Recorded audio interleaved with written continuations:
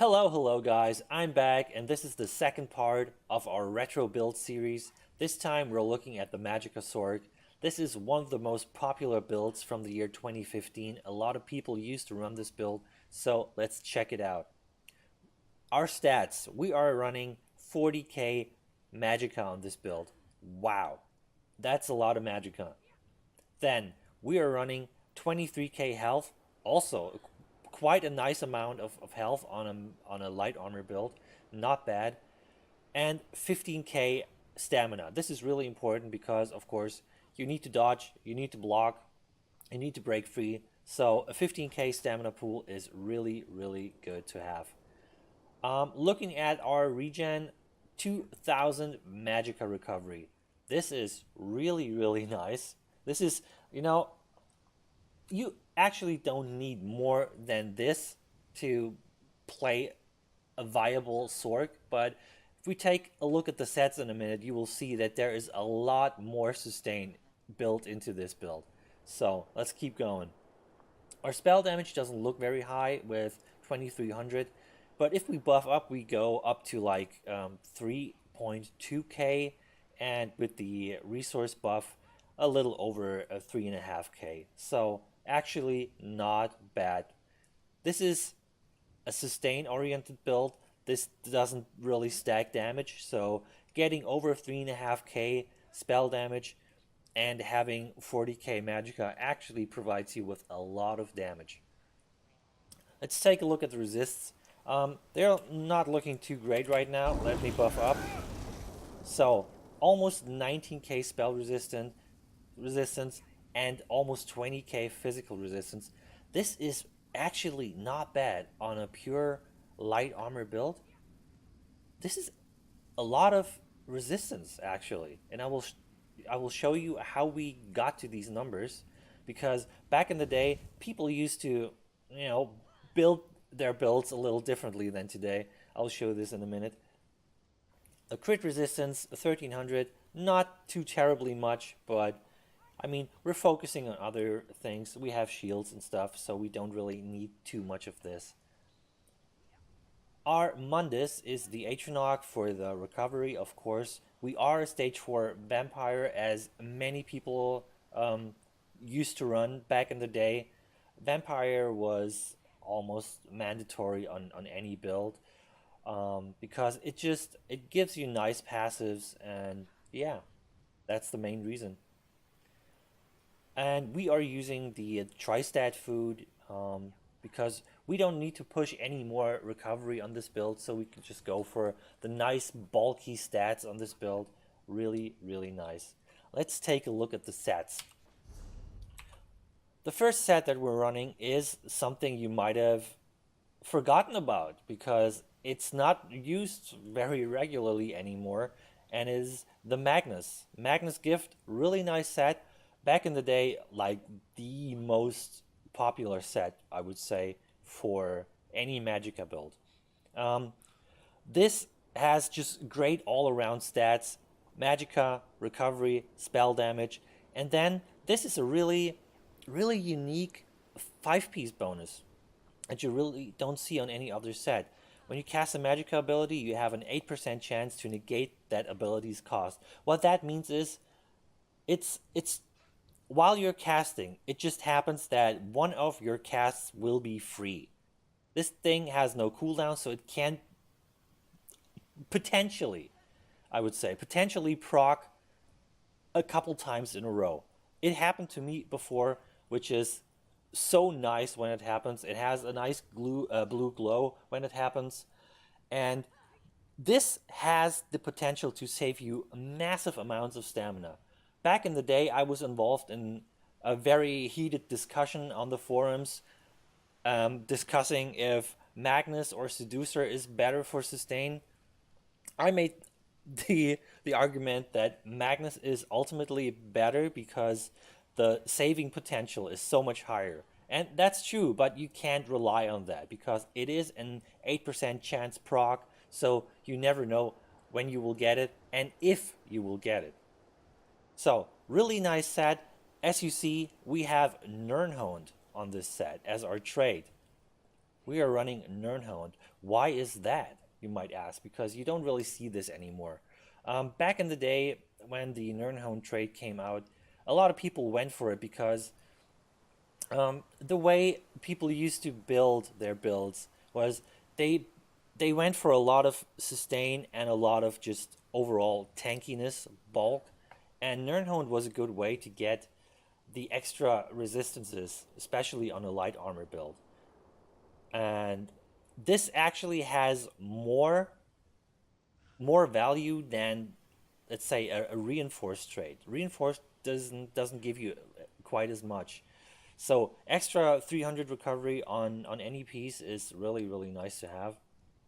So the next set is the Warlock set, also one of the really old sets, really popular back in the day. Not so much anymore, but it will make a comeback because it just got a rework in the Elsewhere patch, and it just got better. It got buffed after 5 years.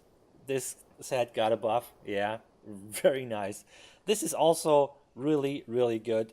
Double Magicka recovery, one maximum Magicka, and of course, you get a massive amount of Magicka back when you fall below 25% Magicka. And this is now on a 45-second cooldown. It used to be on 60 seconds. Now it's basically like a potion cooldown. And when you're below 25% Magicka and you cast a skill, a Magicka skill, this will proc and give you like almost a little over 11k Magicka back. This is a nice sustain spike. And yeah, just alternating between this and your potion alone just gives you so much sustain. And we went for arcane jewelry, one with spell damage enchant, one with the cost reduction enchant, and one with the Magicka recovery enchant. I talked about this in the last build video. This used to be a very popular combo. It is a nice, well-rounded combo. It just gives you just everything. It gives you the upfront sustain, it gives you the cost reduction, it gives you a little bit of damage. So this used to be very popular, and I think still to this day, this makes sense. A lot of people are just stacking spell damage. I for example, love stacking spell damage. I'm a glass cannon kind of guy, but this still makes a lot of sense to me even to this day. So if you want to try this on a build today, yeah, do it. It makes total sense. We are running a resto staff. This one is defending, like I talked about in the last build video. Defending was the go-to trade on the back bar. Usually people just wanted the extra defensive stats. And if we buff up again and look at our resistances on this bar, we have well over 20k, which is really good. This is like almost heavy armor territory now. You could push this even further with like different additions to this build, but I think this is just more than enough. It's such a well-rounded build, so much sustain, so much damage. The resistances are great, so yeah, I like this a lot actually. I really like this. And if we look at the front bar, we have dual wield swords. They're both sharpened because this was a very popular setup back in the day, just pushing the penetration really nice. I'm not sure if the Nirnhone trade for weapons was already available back in the day, but it was pretty expensive to get, so most people just went for sharpened anyway. We are running a disease enchant on the main hand and a shock damage enchant on the offhand. This is not very important because you will not really light and heavy attack with these swords, because as a Magicka sword you're mostly fighting at a range. But of course, if you get close to a target, feel free to just do a heavy attack, do a light attack, just to proc these enchants because they will help you. Of course, the disease enchant will debuff your target's healing, and the shock damage enchant will be able to proc minor vulnerability, which ups your damage by 8%. Really nice. And of course, on the back bar, we have the weapon damage enchant, which is really, really nice. You just want to proc this whenever you attack. You just start with a light attack, get the extra damage. It doesn't hurt. Just put it into your rotation every 5 seconds, do a little poke, and then switch to the front bar and keep DPSing your target down. Alright, the last set on this build is the Engine Guardian. Wow, this is an old set, one of the most popular sets back in the day. Not so much today anymore. No one really needs this kind of sustain anymore because you have means of getting sustain through other sources. But this is really strong. It just it when you cast something, you have a 10% chance to just summon a little Dwemer that just feeds you one of your resources. You can't influence how much you get out of this and what you get out of this. This thing can be interrupted, so if you have a good player against you, he will just interrupt that thing and you will not get the resources. And you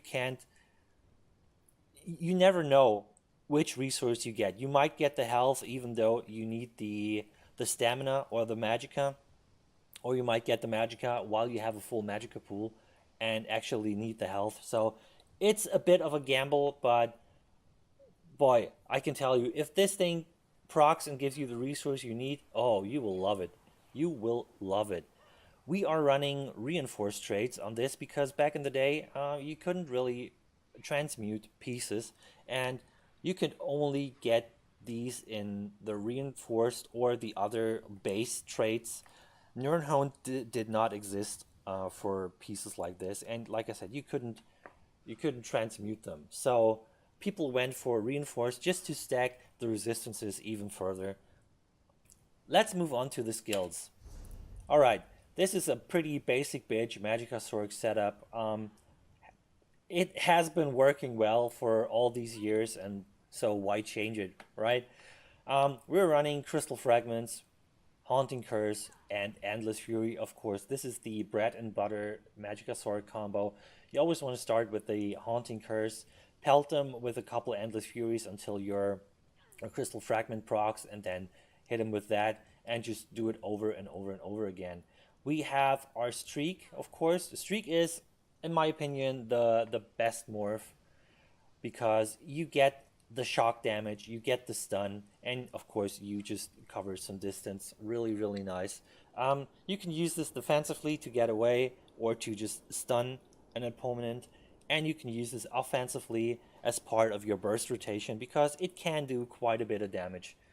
Then we're using Inner Light. This is mainly for buffing our max Magicka and our regen, also giving us the spell crit buff, which is really nice to have. But it also is, of course, a stealth detect. So if you're fighting a Nightblade or someone using a stealth pod, just pop this and just pull him right back out. The ultimate is a bit weird. Nowadays, Magicka users don't really use Dawnbreaker that much. But back in the day, this actually used to do Magicka damage instead of physical damage. So yeah, this was very popular, especially on Sorcs. They just use this for the nice big bombs. And yeah, you can still use it to this day. It will not hit as hard as, like, say, a dedicated Magicka ultimate, but it is pretty cheap, especially on a Sorc who gets the ultimate cost reduction. It is pretty cheap, and it still packs a nice punch. Alright, let's move on to our resto bar. We are running the Daedric Minefield. Of course, this is this is the main defensive utility that Sorcs have. They just put down the minefield and they just sit in it. And if you don't have range attacks, you basically either have to take the mine damage when you close in on the Sorc, or you just don't attack him. So this is a really nice defensive skill. It does a lot of damage. If someone decides to just jump into those mines for whatever reason, they will take a lot of damage, and a Sorc will definitely use this to burst you down. They just wait for you to jump in those mines, so be careful. when you're fighting against the Sorc. Don't be stupid. Do not go close to the mines. The next skill is Healing Ward. Back in the day, this used to be a little better. Now it doesn't do the upfront heal anymore, but it's still good. You can still use it. This used to be the Sorg's main heal. Of course, you have other means of healing. Um, your power surge, for example, does a lot of healing for you when you crit. So that's also an option, but it's an offensive heal. So this is your defensive heal.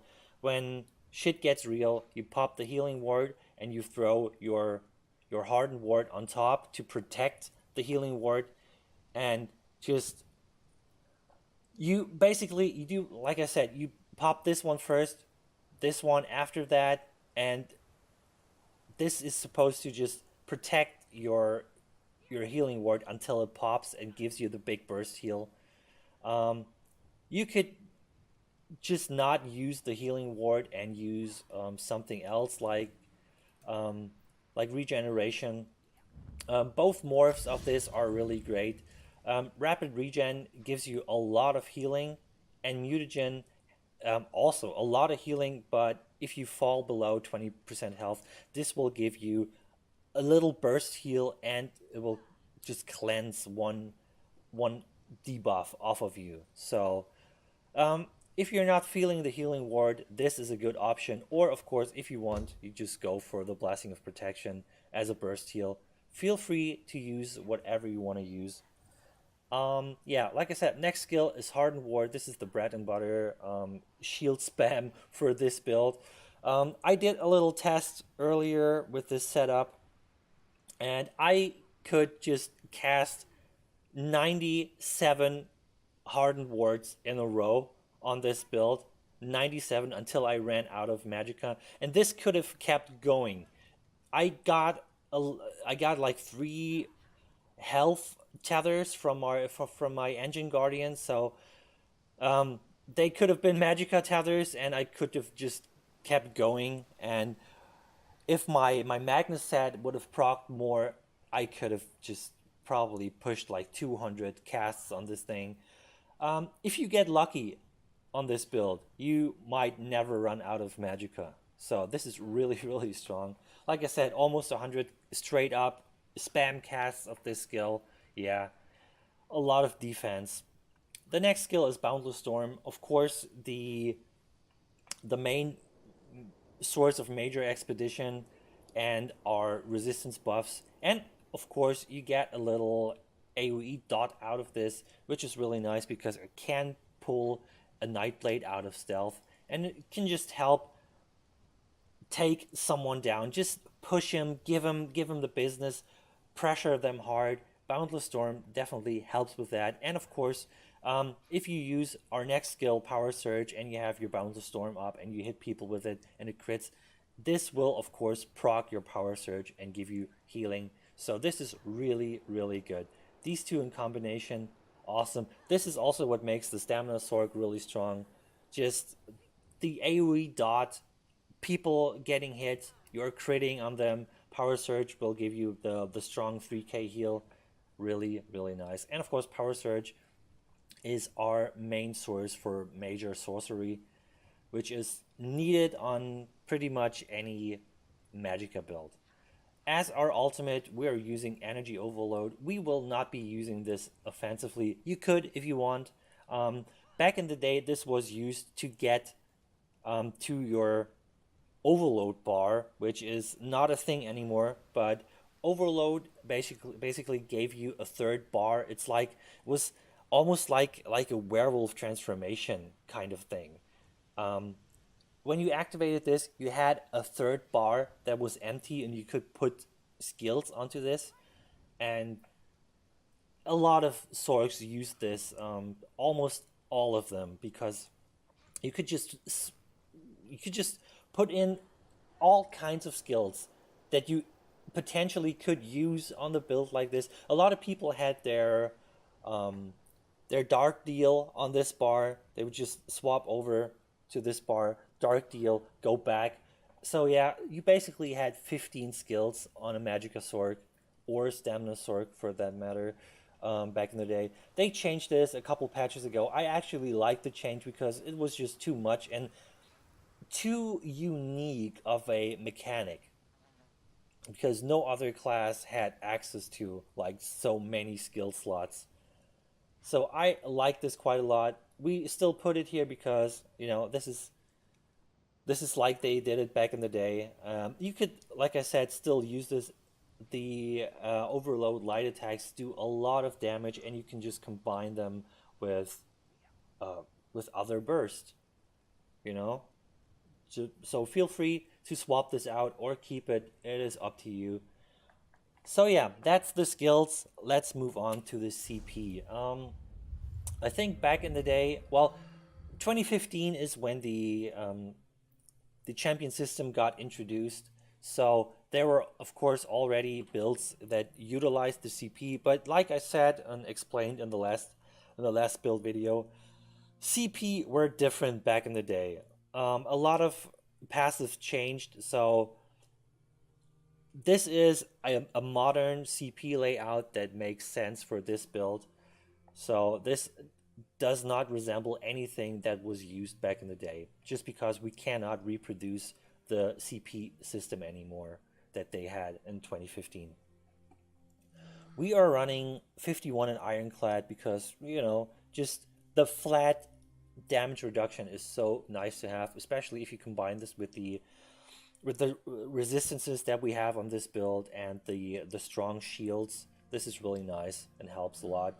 Of course, we have some critical resistance. This is our only source of crit resistance. We are not running any impan. You could if you want to, so feel free to just adjust this build to your liking. Whatever your playstyle is, whatever you prefer, just use it. You don't have to do the Nernhoned reinforced combo. We are running 43 in Hardy and Elemental Defender, as I always do, because I just like the flat damage reduction. It is you basically get the most amount of damage reduction out of these passives. But we also pushed for some extra physical resistance on this build. 3k extra in the light armor focus is really really good.